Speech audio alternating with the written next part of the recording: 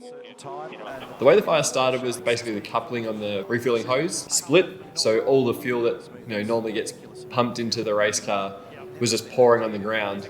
And then I was sitting there, the car's red hot, and as the car drops to take off, we always see flames out the exhaust pipe, and that was it, just like that. It erupted.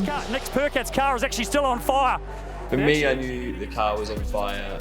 All the wing mirrors and the rear view mirror kind of glowed on orange or red. It was a very quick realization, and then from there on, being a little bit wide, a bit different as a race car driver, I just thought I'm just going to press on and hope that the airspeed blows the flames out, basically. As he's kicked the throttle, it's ignited. We had a few people help. The guys at Walkinshaw, who were the very next garage, helped initially, and obviously the BJR mechanics were quick to it. But then as I got further down towards Red Bull Racing, the guys down there were really quick on it. Mark Dutton was in there. Geordie was the first to react when he saw it actually stopped at the end of pit lane, so he's legging it down pit lane. I look at my mate next to me, Jared, and we both look at the fire extinguisher. We're like, yeah, we should probably grab it. I grabbed another extinguisher and we're both running towards it. And that's what I did, and just went over there, put it out.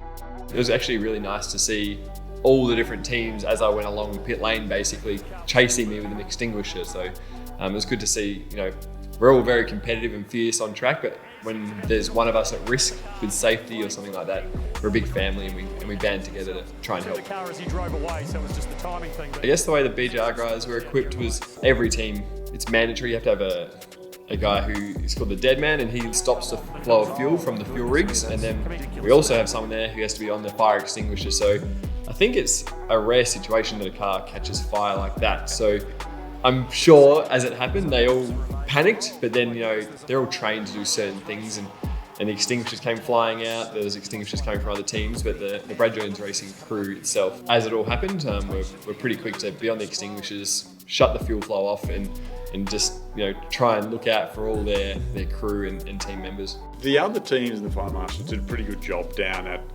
where the real danger was to people. Sometimes you get fuel sprayed on you, but that's standard to an extent. But if it's pouring out like that, you need to be aware and you need to know that you have to leave the area. Full credit to the teams who reacted around them to help. Yeah, they did a great job. I didn't realise how much of it kind of went towards the BJR garage and all the crew members and engineers that are just inside the garage doors. So yeah, I think we got away with it. It was very lucky with the way it all kind of worked out in the end. The way we equipped ourselves now is we never really put the engineering group at we call it front of house, so closest to the pit lane or the pit box. We had that set up very close to where the car stops for that year at Townsville, and now we've moved it back a little bit just to try and get a bit of buffer between any sort of issue and the engineering group and Brad and the team. I know there's a bulletin across the whole of Supercars to make sure that they're checking their fuel hoses and replacing them regularly. I got out the car at the end of pit lane because I thought that was us done for the day. And then I got word from one of our team boys that my engineer was on their radio saying, tell Nick to get back in the car and give the window a bit of a wipe because it was full of fire extinguisher foam and powders. So I strapped myself back in, didn't connect all the cooling stuff in the helmet air because obviously that had a lot of the residue in it too, and I didn't need to inhale it. And off we went, pressed on to finish the race to make sure we scored the team points.